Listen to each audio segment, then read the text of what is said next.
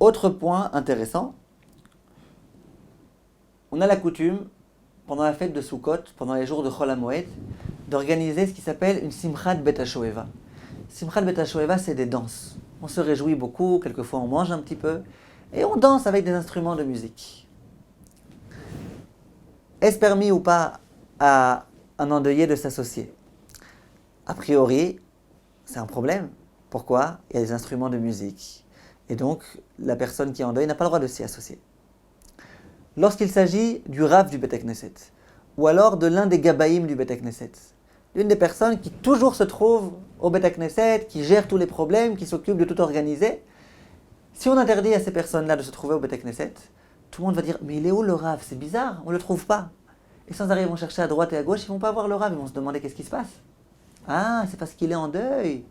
Et donc à nouveau, le deuil va être mis en évidence lors d'une fête. On a dit, pendant Shabbat, pendant Yom Tov, on ne met pas en évidence le fait que la personne soit en deuil. Et donc, de la même façon, pendant la période de Chol HaMoed, il n'est pas question de mettre ça en évidence. C'est la raison pour laquelle des décisionnaires ont autorisé. On raconte que le Rav Peri Adama, c'est le nom de son œuvre, ce Rav-là était en deuil. Dans sa communauté, on a organisé une Simchat Bet HaShoeva, et tous les grands rabbanim de Yerushalayim lui ont dit « Tu es obligé de t'associer à ce repas, à cette joie, parce que si tu ne t'associes pas, tout le monde va dire que c'est à cause du deuil. Or, pendant Chol HaMoed, on ne met pas en évidence le deuil. » Ensuite, je tiens à préciser un autre point important. C'est que pendant la période de deuil, tous les décisionnaires se sont accordés à dire qu'on n'a pas le droit d'écouter de musique. On n'a pas le droit d'allumer des instruments de musique, de se servir d'instruments de musique. On n'a pas le droit d'allumer un tape de sorte à entendre de la musique. Ça peut être une musique de cassette, ça peut être une musique qu'on entend par un CD, ça ne change rien du tout. Dans tous les cas, la musique est interdite. Pendant 30 jours, lorsqu'on a perdu un proche autre que le père et la mère, et pendant 12 mois, lorsqu'il s'agit du père et de la mère. D'ailleurs, je précise, lorsqu'on a dit qu'une personne en deuil a le droit de s'associer, par exemple à un Siyum Masechet, lorsqu'on a dit qu'elle a le droit de s'associer à une Chanoukat Habayit, lorsqu'on vient d'acheter une nouvelle maison, dans tous ces cas-là, on a le droit de s'associer dans la mesure où il n'y a pas de musique. S'il y a de la musique, c'est un problème parce que la personne en deuil va profiter de cette musique. Or, pendant la période de deuil, c'est interdit. Dernier point important. Une personne dont le métier est de jouer de la musique. Cette personne-là, généralement, dès qu'il y a un mariage, dès qu'il y a une bar mitzvah, on l'invite, on lui demande « Peux-tu, s'il te plaît, être l'orchestre ?» Et cette personne-là accepte, c'est son métier. Cette personne-là, malheureusement, vient de perdre son père ou sa mère. Elle se trouve pendant les 12 mois du père et de la mère, pendant les 30 jours d'un autre proche. A-t-il le droit de s'associer à des mariages, à des fêtes? A-t-il le droit d'être orchestre ou pas? Disent les décisionnaires, oui.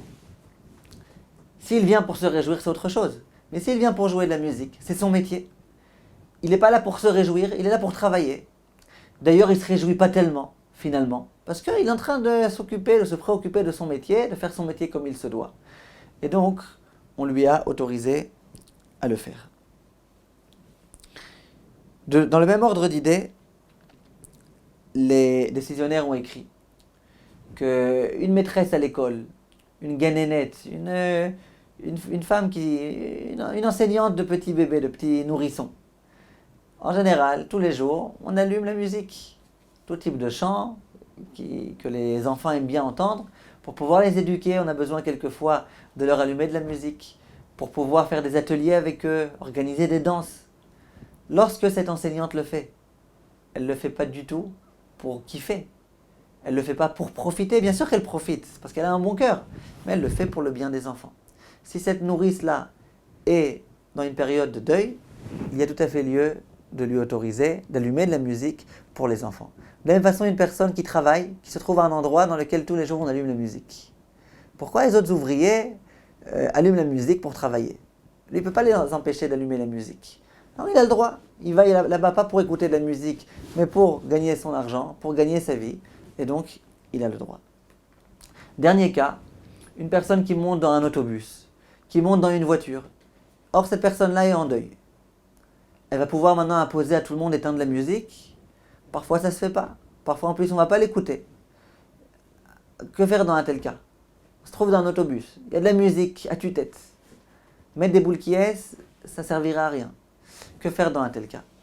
Disent les décisionnaires qu'il y a un principe qui s'appelle que tout profit qui se présente à une personne contre son gré, c'est pas interdit. Une personne se promène dans la rue. Elle sent des odeurs d'encens qui ont été allumées pour une idolâtrie. C'est interdit de profiter de cette odeur. Disent les décisionnaires, alors ça dépend. Si j'ai l'intention d'en profiter, c'est interdit. C'est gravissime. Si j'ai pas l'intention d'en profiter, mais je passe là-bas, c'est mon chemin, que puis-je faire?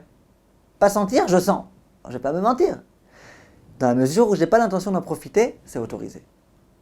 Le Chafetz Chaim rapporte ça à propos du Lachon Hara. Si je me trouve dans un endroit où j'ai aucune issue pour m'enfuir, j'ai aucune échappatoire, je suis obligé de rester assis ici, et j'entends à droite, à gauche, on parle de Lachon Hara. J'ai beau me boucher les oreilles, Lachon Hara. J'ai pas le droit de profiter du Lachon Hara. Dit le Chafetz Chaim, il faut que j'ai l'intention explicite de ne pas vouloir profiter de ce Lachon Hara. Malgré tout, j'en profite un peu. C'est un profit, on aime bien entendre parler contre les autres, quelquefois, malheureusement. Si c'est un profit qui vient à mon insu et contre mon gré, c'est déjà beaucoup plus simple. Et les décisionnaires se servent de ce principe dans plusieurs cas de figure dans lesquels il n'y a pas d'autre choix. Là, c'est exactement la même chose. L'endeuillé se trouve dans une voiture, il n'a pas d'autre choix que d'entendre cette musique, et bien qu'il entende. Qu'il entende, simplement qu'il ait l'intention de ne pas en profiter, de ne pas vouloir jouir de cette musique. Il entend, il entend. Voilà, la prochaine fois, si vous le voulez bien, on parlera du mariage. A-t-on le droit de s'associer à une joie de mariage? Des personnes se marient, elles nous convient au mariage, a-t-on le droit de s'y associer ou pas? Voilà, Kol Tov, merci de votre attention, à bientôt, Besorot Tovot.